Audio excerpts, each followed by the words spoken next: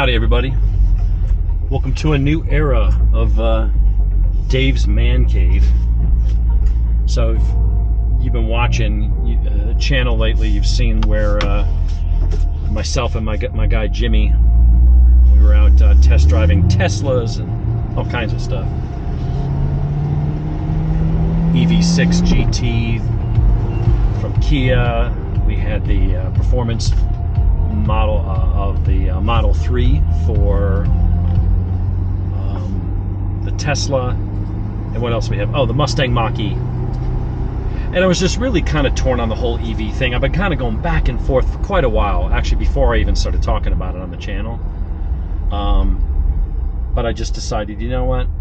I'm gonna wait another generation. I didn't want to go ahead and invest in something when I know Toyota and other companies are about to come out with solid state battery designs and things like that, where they're going to have some pretty cool, range enhancements and faster charging and maybe more stable batteries and things like that. Might do better in the cold. There's like another wave of advancement, close the windows here, of battery tech that's coming our way. So for me, I was just kind of like, you know what? I'm going to wait. I think that there will be a time for that stuff. It's not there yet. So I just decided, all right, I'm gonna hold off. So then I'm like, all right, well, what will I get in its place? Because it'll probably take a year or two before all that other stuff to really come online and prove itself. And so I'm like, let's just give it a little bit of a wait. So, by the way, the air conditioning on this is stunningly good. GM makes the best air conditioners. I think it was Richard Hammond on one of the Grand Tours where they were talking about the way Americans design cars is, and at the time he had a Cadillac, which was GM, and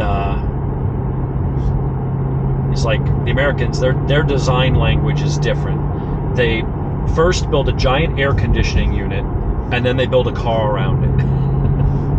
And the Ford was okay, but it was never as cold as any of the GM vehicles I've owned. This thing will get you frosty. So, love that. The more I look at this color, before we get into the car, the whole reasoning why I decided not to get the EV. Something about it with the range, the fact that I like to just get out and go, and I know I can get a charger in the garage. I'm gonna be an EV guy at some point.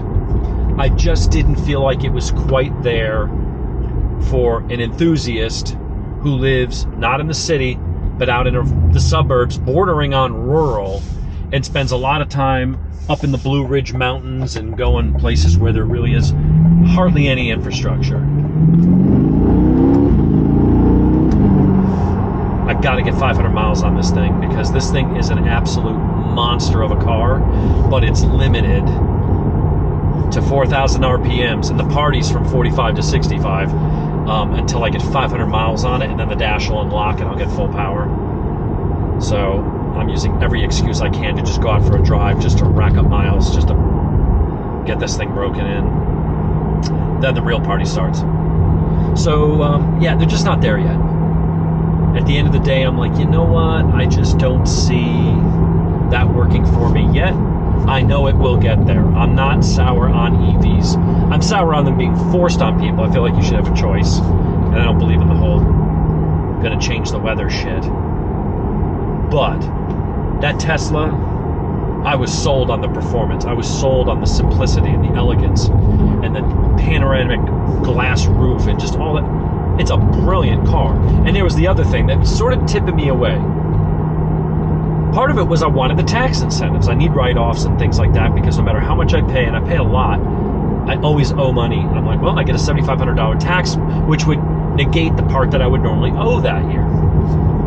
And then starting in 2024, they were changing that. So if I didn't want the write-off, but they were going to you could apply that $7,500 tax credit to the price of the car when you bought it.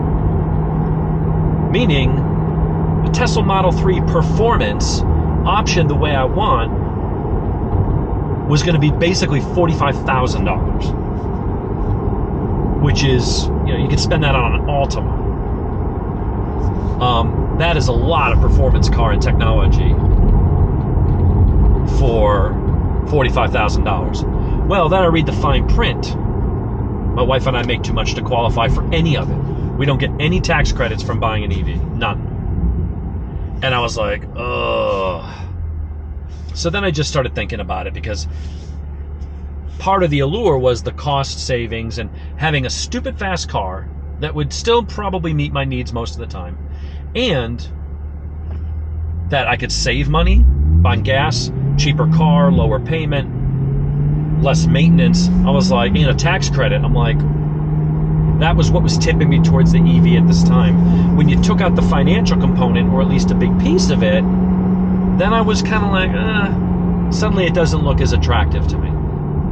So then I'm thinking, well, what other cars would I get? And I'm looking at the only real cars that were in the price range of what I wanted to spend was going to be the new Mustang Dark Horse, or the, if you could find a Camaro 2SS 1LE track pack. That's a really nice car, but that's in some ways it's a little quicker around a track than my performance pack Mustang. Maybe a second or two. It was significant, at least on the reviews I saw. It was a significant. It didn't blow it away, but it was like, okay, this is definitely the faster car around a racetrack. I don't know how many times I go around a racetrack in a car, so probably move. But it was still more of a lateral move to go spend $60,000 on a car that really is just a different version of, the flavor I already had. And the ZL1s are just $100,000. They're insane.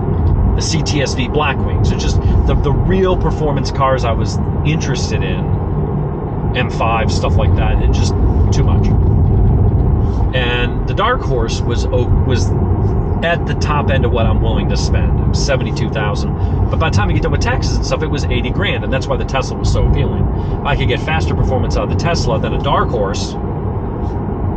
Dark Horse would handle better and brakes better, but if you just, that was one area that the Tesla was really ahead. And, we're talking $25,000 or whatever cheaper. You can check my math, but it was a lot cheaper. Mucho. So I just started looking. I'm like, what does a Vette cost? What's a 1LT? My dad's a huge Corvette guy. He always digs on me about the Mustang, but whatever. I love the Mustang. The Mustang was a great car. But they are a dime a dozen. And then you could argue that's for a reason. For the amount of performance you get for the price, and that Coyote motor is banging. That's a great setup. But holy crap, this thing feels good in the turns. I don't even have the Z51 package. It's just the base model. Even a bargain bin Vette, that thing just sits flat through those turns. That's interesting. All right, anyway. So I go over there and I tell my wife, you know what? I want to go over and just check out the Vette. I've never sat in a C8 before. All the ones my dad had were like, I think, might have had a C5, but I know there were C6s and C7s primarily, including Z06s and a Callaway. So, yeah, this thing just glides through the turns. It does feel different. So I go over, I start talking to them, and I see they got a bunch of things that are adding up the price, and they got all these dealer options that they tack on automatically. And luckily, I'm like, I'm not spending $2,500 on low jack. I don't need it. I don't want it. Well, luckily, they had just delivered the car. They had just unpacked it or unrolled it off the truck. So they hadn't had a chance to install most of those dealer options yet. The one things that they insisted on was the paint protection on the front, the clear 3M film, and they were going to do the window tint. I'm like, that's fine. I'll bring the car back for that. I'm taking the car today. But we went through, and I got 40 on the Mustang for the trade. KBB was only 34.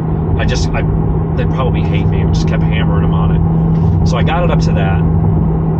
I got a good interest rate in today's market. Luckily, I got tier 1 credit that's 750 to 800. So I've got good credit. And then the car. So for a brand new Corvette with the couple options, the locking lug nuts, the floor mats they add, the paint protection in the front, the tinted windows, and a couple other small items that were already included that I couldn't get rid of.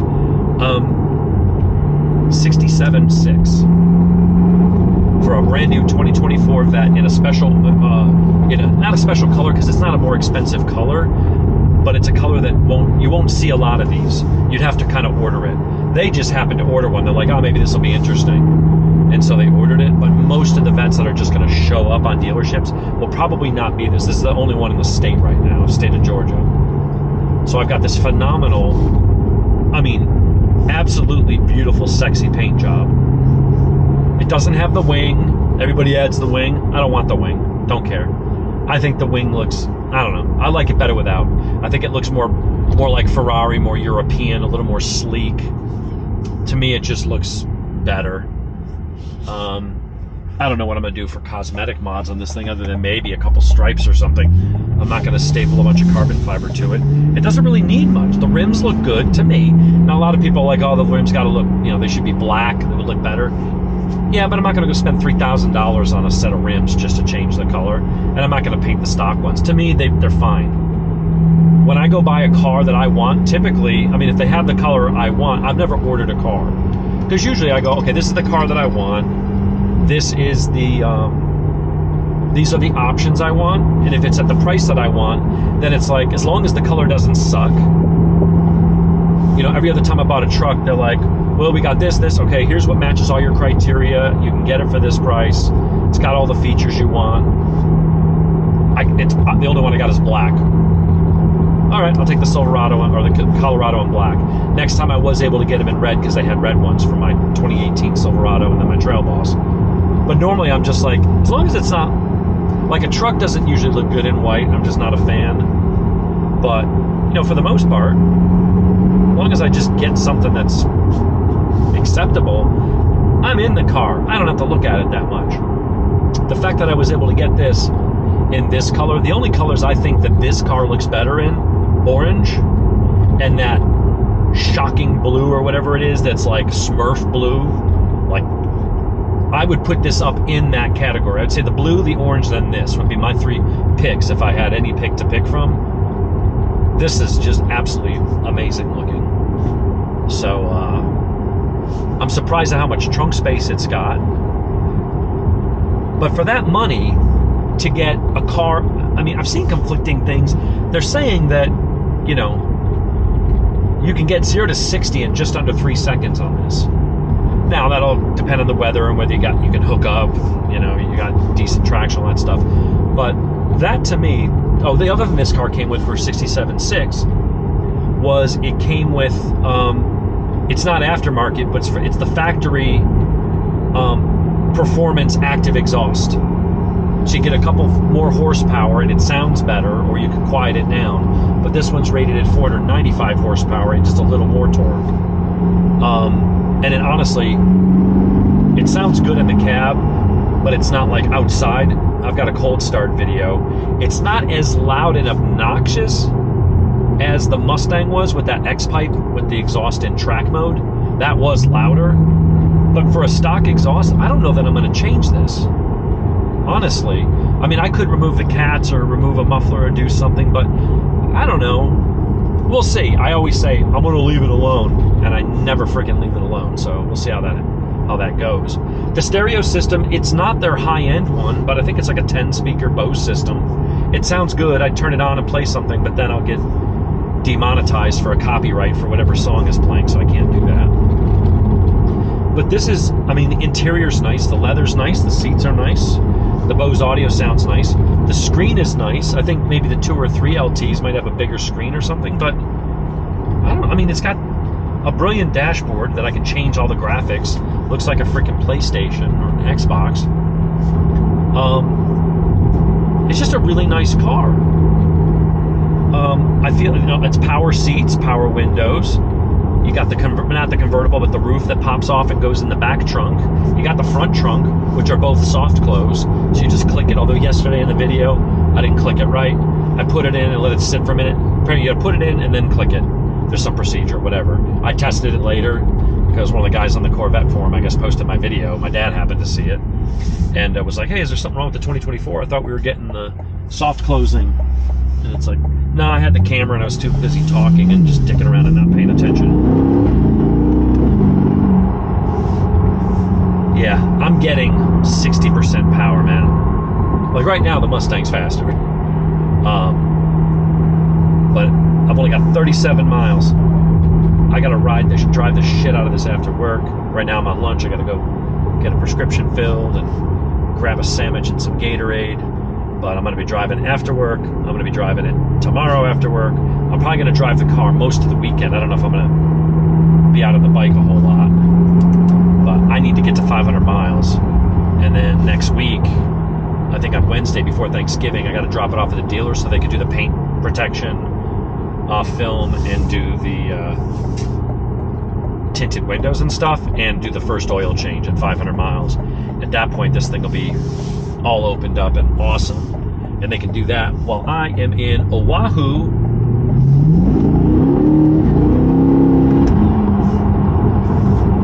Swimming in the ocean and going on the tour of all the lost locations and stuff. So, yeah.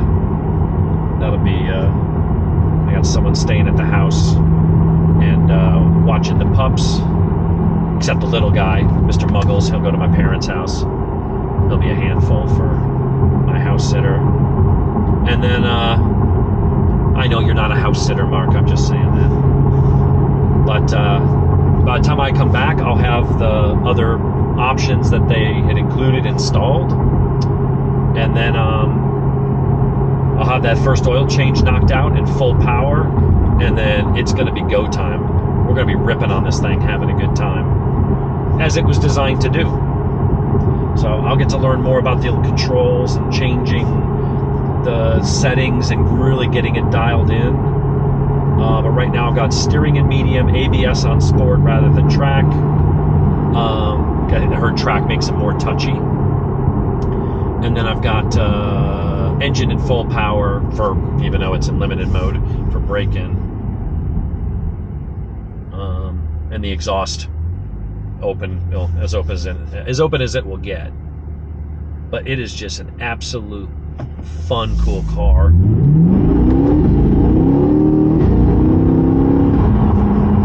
And you just feel like, I mean, it's different. I don't want to just sound like a total fanboy and like I'm all dissing Mustangs and stuff. I'm not. I love the Mustang. I just wanted something different. I got bored, and I've always wanted a Corvette. Never thought I would afford one, or, you know. Someone commented yesterday, I wasn't sure if they were joking. They're like, I'm going to unsubscribe. You obviously don't need my subscription. You're rich. I'm like, no, I'm not. If I didn't spend, I make good money, but if I didn't spend it all, maybe. But I guarantee you, I have friends that make less money than me that got a whole lot more money and assets than I do because I spend it all. So, not rich. I have too many hobbies, unfortunately. And I probably should not buy so many of these, which is why I'm actually probably going to sell one of my bikes.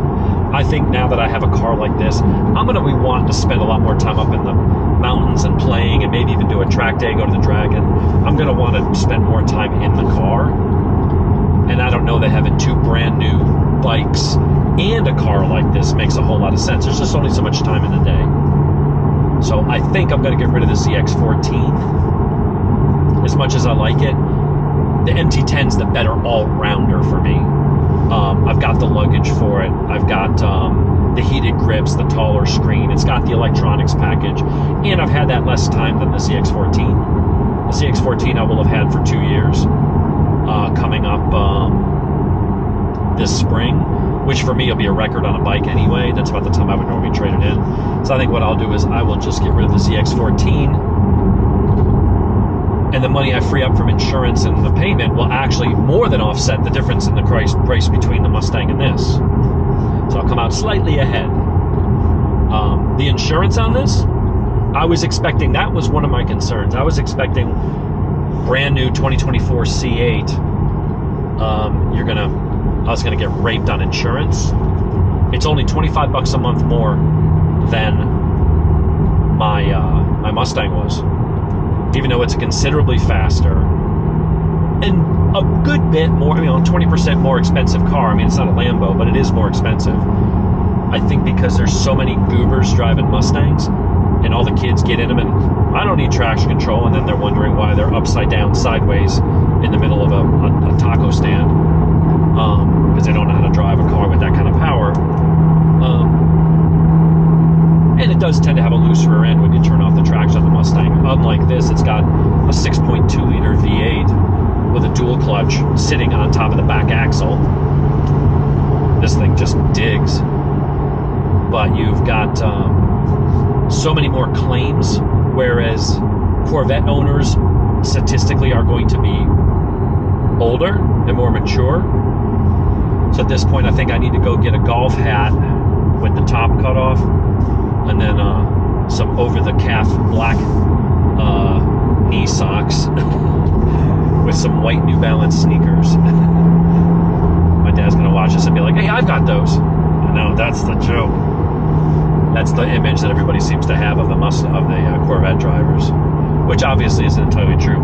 It is true to a point, because typically Corvettes were the more expensive until you started getting into Porsches and European sports cars. As far as American sports cars, I guess there was the Viper. You got your GT500s. But like the Corvette does seem to be the older drivers, and it's probably because they get to a certain point in their life where they're deeper into their career, they've got the money, and they're like, hey, I want to get that car now. So yeah, now I'm one of them. I'm over 50, and now I've got a Vet. But it's a cool car. So now for my insurance, so brand new C8 Vet, a 2022 Silverado RST Z71. So that's I guess another thing with the price differential. For what you get for the money, for $67,000 for this car, like my wife's Silverado was like 60 or 61. You go buy a new Dodge Ram Rebel, you're going to spend 60 plus. If you get it, 4x4 Hemi, the 6.4 or 2, whatever the bigger, or maybe it's 5.7, you get it optioned out, you're looking at 60 something. If you want a new Scat Pack wide body, forget Hellcats and Demons, you just want a Scat Pack wide body that's well optioned, you're looking at 63. So for a Corvette to be in that price range, have a mid-engine mounted supercar killer that's hanging with Ferraris and Lambos and stuff, like, it's a steal. The fact that it was $5,000 less than the Dark Horse that I was looking at. Now, the Dark Horse had Magna Ride suspension, Bang & Olufsen stereo instead of the basic Bose, and there was some upgrades that the Mustang had. But to go to a mid-engine mount with a DCT transmission and all that stuff, and making just shy of 500 horsepower and have that kind of all the stuff in this 1LT that you think of as like the entry-level baby Corvette it's insane value for the money. It really is. So back to my insurance. So I'm paying $475 a month now for a brand new Vet, for my wife's brand new truck, a year-old truck, for a 2022 Ducati, and a 2022 ZX14R, and a 23 Yamaha MT-10. I've got 5 new, fully covered, big 4x4 truck, and then a whole bunch of other stuff, sport bikes, and I'm paying $475 a month. That is crazy. Love you, State Farm. I don't know how I get these rates, but I do. I've looked at all the other companies, and anywhere else I go would double, if not triple, my rates. To spend less than $500 a month on 5 brand new vehicles of those type is just crazy to me. So, anyway, that's why I did it. I'm going to go to the EV route some point. Who knows? Maybe a Stingray E-Ray or something at some point. Maybe a Tesla Plaid. There's all kinds of stuff I could go to at some point. And I think the technology and all kinds of cool stuff is coming down the pipe.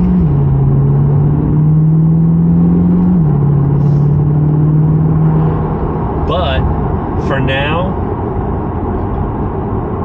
when I saw this color and I saw that this car was actually attainable,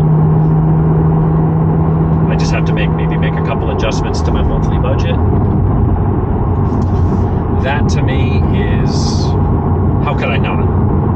How could I not have a car like this before the EVs are, you know, crammed down our throats and we don't have a choice? At some point, we're all going to have to go that route. But if you can still get some amazing cars like this, or M3s, or, you know, whatever it is that floats your boat, here's the thing, go for it. I know it sounds stupid and frivolous to say it's just money, but honestly, you can't take it with you. Now, that doesn't mean spend everything and you're screwed at retirement. I get that. But honestly, if you're at a point in your life where you can afford to have the things you want, or to travel, I mean, we could take cars out. It could be motorcycles. It could be traveling or buying that cabin out in the woods or something like that, you know, to hunt on or fish or something like that. If you have the means and you're not putting yourself really behind the 8 ball financially, what are you waiting for?